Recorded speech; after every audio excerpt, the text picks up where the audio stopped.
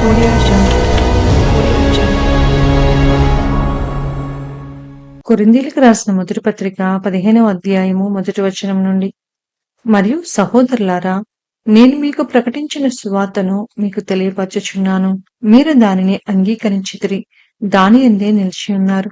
మీ విశ్వాసము వ్యర్థమైతేనే కాని నేను ఏ ఉపదేశ రూపముగా సువార్త మీకు ప్రకటించితినో ఆ ఉపదేశమును మీరు గట్టిగా పట్టుకొని ఉన్న ఎడల ఆ సువార్త వలననే మీరు రక్షణ పొందువారై ఉందరు. నాకియ్యబడిన ఉపదేశమును మొదట మీకు అప్పగించితిని.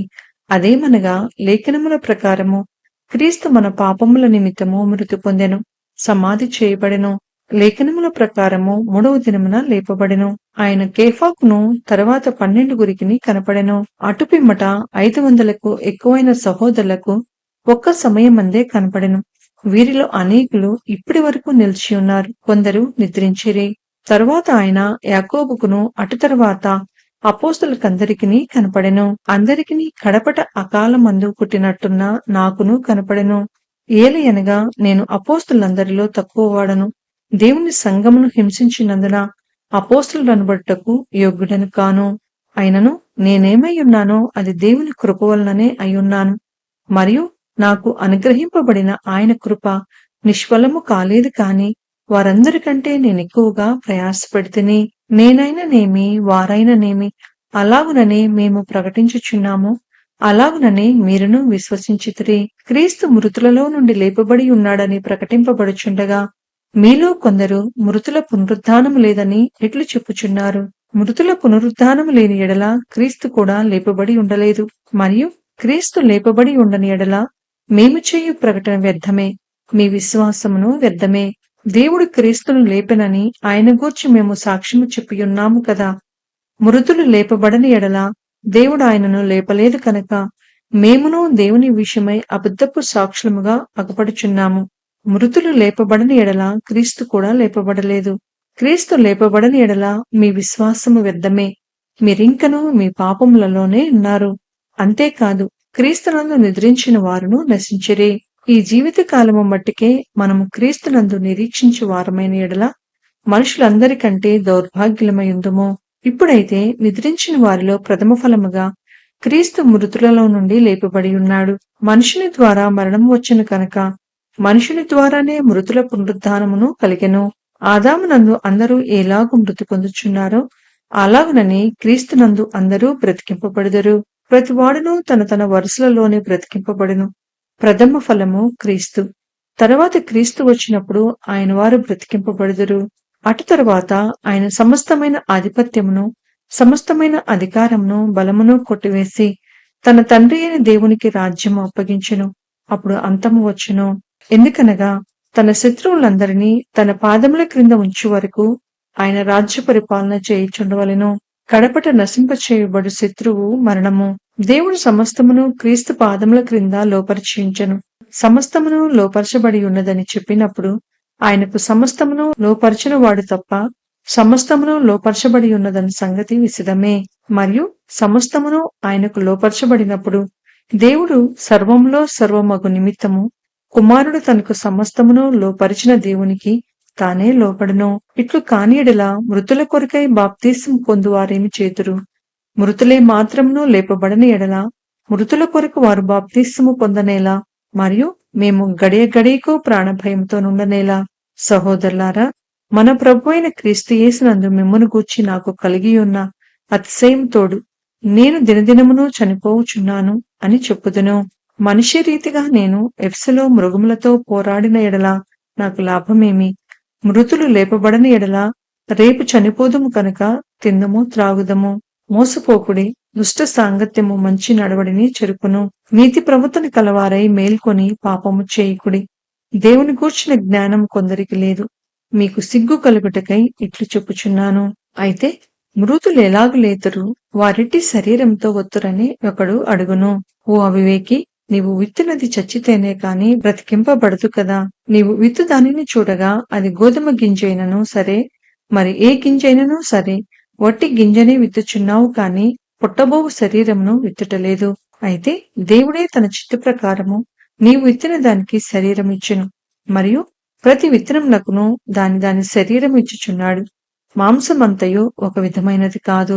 మనిషి మాంసం వేరు, మృగ మాంసం వేరు, పక్షి మాంసం వేరు, చేప మాంసం వేరు. మరియు ఆకాశ వస్తు రూపములు కలువు, భూవస్తు రూపములు కలువు. ఆకాశ వస్తు రూపముల మహిమ వేరు, భూవస్తు రూపముల మహిమ వేరు. సూర్యుని మహిమ వేరు, చంద్రుని మహిమ వేరు, నక్షత్రముల మహిమ వేరు. మహిమను బట్టి ఒక నక్షత్రమునకును మరి ఒక నక్షత్రమునకును భేదము కలదు కదా. మృతుల పునరుత్థానమును అలాగే. శరీరము క్షయమైనదిగా విత్తబడి అక్షయమైనదిగా లేపబడును. ఘనహీనమైనదిగా విత్తబడి మహిమగలదిగా లేపబడును. బలహీనమైనదిగా విత్తబడి బలమైనదిగా లేపబడును. ప్రకృతి సంబంధమైన శరీరముగా విత్తబడి ఆత్మ సంబంధ శరీరముగా లేపబడును. ప్రకృతి సంబంధమైన శరీరం ఉన్నది కనుక ఆత్మ సంబంధమైన శరీరము కూడా ఉన్నది. ఇందు విషయమై ఆదామను మొదటి మనుషుడు జీవించు ప్రాణి ఆయనని వ్రాయబడి ఉన్నది. కడబడి ఆదాము జీవింపచేయు ఆత్మ ఆయను. ఆత్మ సంబంధమైనది మొదట కలిగినది కాదు, ప్రకృతి సంబంధమైనదే మొదట కలిగినది, తరువాత ఆత్మ సంబంధమైనది. మొదటి మనుష్యుడు భూ సంబంధి అయి మంటి నుండి పుట్టినవాడు. రెండవ మనుష్యుడు పరలోకం నుండి వచ్చినవాడు. మంటి నుండి పుట్టినవాడు ఎట్టివాడో మంటి నుండి పుట్టిన వారును అట్టివారే. పరలోక సంబంధి ఎట్టివాడో పరలోక సంబంధులను అట్టివారే. మరియు మనము మంటి నుండి పుట్టిన వాని పోలికను ధరించిన ప్రకారము పరలోక సంబంధి పోలికయు ధరింతుము. సహోదరులారా, నేను చెప్పినది ఏమనగా, రక్తమాంసములు దేవుని రాజ్యమును స్వతంత్రించుకొన నేరవు, క్షయత అక్షయతను స్వతంత్రించుకొనదు. ఇదిగో మీకు ఒక మర్మం తెలుపుచున్నాను. మనమందరము నిద్రించుము కాని నిమిషంలో ఒక రెప్పపాటున కడబోర మురోగగానే మనమందరము మార్పు పొందుదుము. బోరు మురోగును, అప్పుడు మృతులు అక్షయులుగా లేపబడుదురు, మనము మార్పు పొందుదుము. క్షయమైన ఈ శరీరము అక్షయతను ధరించుకొనవలసి ఉన్నది, మర్త్యమైన ఈ శరీరము అమర్త్యతను ధరించుకొనవలసి ఉన్నది. ఈ క్షయమైనది అక్షయతను ధరించుకొనినప్పుడు, ఈ మర్మమైనది అమర్త్యతను ధరించుకొనినప్పుడు విజయమందు మరణము మింగివేయబడెను అని వ్రాయబడిన వాక్యము నెరవేరెను. ఓ మరణమా, నీ విజయం ఎక్కడా? ఓ మరణమా, నీ ముల్లెక్కడా? మరణపు ముల్లు పాపము, పాపమునకున్న బలము ధర్మశాస్త్రమే. అయినను మన ప్రభు అయిన యేసుక్రీస్తు మూలముగా మనకు జయము అనుగ్రహించుచున్న దేవునికి స్తోత్రము కలుగును కాక. కాగా నా ప్రియ సహోదరులారా, మీ ప్రయాసము ప్రభువునందు వ్యర్థము కాదని ఎరిగి స్థిరులను కదలని వారును ప్రభు కార్యాభివృద్ధి అందు ఎప్పటికినీ ఆసక్తులై ఉండుడి. కొరింథీయులకు రాసిన మొదటి పత్రిక 16వ అధ్యాయము మొదటి వచనం నుండి. పరిశుద్ధుల కొరకైన చందా విషయమైతే నేను గలతీయ సంఘములకు నియమించిన ప్రకారము మీరును చేయడి. నేను వచ్చినప్పుడు చందా పోగు చేయకుండా ప్రతి ఆదివారం మీలో ప్రతివాడును తాను వర్ధిల్లిన కొలది తన యొద్ద కొంత సొమ్ము నిల్వ చేయవలెను.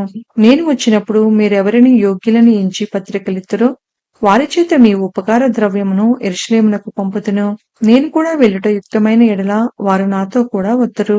అయితే మాసిదోనియాలో సంచారమునకు వెళ్ళనుద్దేశించుచున్నాను కనుక మాసిదోనియాలో సంచారమునకు వెళ్ళినప్పుడు మీ యొద్దకు వచ్చేదను. అప్పుడు మీ యొద్ద కొంతకాలము ఆగవచ్చును. ఒకవేళ శీతాకాలం అంతయు గడుపుదును.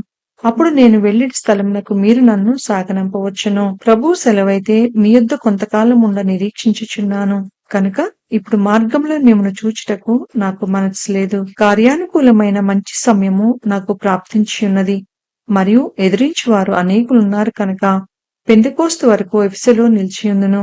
తిమోతి వచ్చిన యెడల అతడు మీ యొద్ద నిర్భయుడై ఉండునట్లు చూచుకొనుడి. నా వలనే అతడు ప్రభువు పనిచేయుచున్నాడు కనుక ఎవడైనా అతన్ని తృణీకరింపవద్దు. నా యొద్దకు వచ్చుటకు అతన్ని సమాధానముతో సాగనంపుడి. అతడు సహోదరులతో కూడా వచ్చునని ఎదురు చూచుచున్నాను. సహోదరుడైన అపొల్లోను గూర్చిన సంగతి ఏమనగా, అతడి సహోదరులతో కూడా మీ యొద్దకు వెళ్ళవలనని నేనతన్ని చాలా బతిమాలుకొంటిని, కాని ఇప్పుడు వచ్చుటకు అతనికి ఎంత మాత్రమునూ మనసు లేదు. వీలైనప్పుడు అతడు వచ్చును. మెలకువగా ఉండుడి, విశ్వాసమందు నిలకడగా ఉండుడి, పౌరుషము కలవారై ఉండుడి, బలవంతులై ఉండుడి. మీరు చేయు కార్యములనియు ప్రేమతో చేయడి. స్టెఫెను ఇంటివారు అకయ యొక్క ప్రథమ ఫలమై ఉన్నారనియు వారు పరిశుద్ధులకు పరిచర్య చేయుటకు తమ్మును తాము అప్పగించుకుని ఉన్నారనియు మీకు తెలియను. కాబట్టి సహోదరులారా, అట్టి వారికిని పనిలో సహాయం చేయుచు ప్రయాసపడుచు ఉండు వారికందరికిని మీరు విధేయులై ఉండవలనని మిమ్మును బతిమాలుకొనుచున్నాను. స్టెఫెను, ఫొర్మునాతు, అకాయికు అనువారు వచ్చినందున సంతోషించుచున్నాను. మీరు లేని కొరతను మీరు నాకు తీర్చి నా ఆత్మకును మీ ఆత్మకును సుఖము కలుగజేసిరి కనుక అట్టివారిని సన్మానించుడి. ఆసియాలోని సంఘముల వారు మీకు వందనములు చెప్పుచున్నారు. అకుల్లా ప్రిస్కిల్లా అను వారును వారి ఇంటనున్న సంఘమును ప్రభువునందు మీకు అనేక వందనములు చెప్పుచున్నారు. సహోదరులందరూ మీకు వందనములు చెప్పుచున్నారు. పవిత్రమైన ముద్దు పెట్టుకొని మీరు ఒకరికి ఒకరు వందనములు చేసుకొనుడి. పౌలను నేను నా చేతితోనే వందన వచనము వ్రాయుచున్నాను. ఎవడైనను ప్రభువును ప్రేమింపకుంటే వాడు శపింపబడును గాక. ప్రభువు వచ్చుచున్నాడు. ప్రభువైన యేసుక్రీస్తు కృప మీకు తోడై ఉండును గాక. క్రీస్తు యేసునందలి నా ప్రేమ మీ అందరితో ఉండును గాక. ఆమేన్. కొరింథీయులకు రాసిన మొదటి పత్రిక 1 నుంచి చివరి వరకు విన్న ప్రతి ఒక్కరిని వారి కుటుంబములను దేవుడు దీవించునుగాక. రేపటి నుండి కొరింథీయులకు రాసిన 2వ పత్రికను చదువుకుందాం. God bless you all.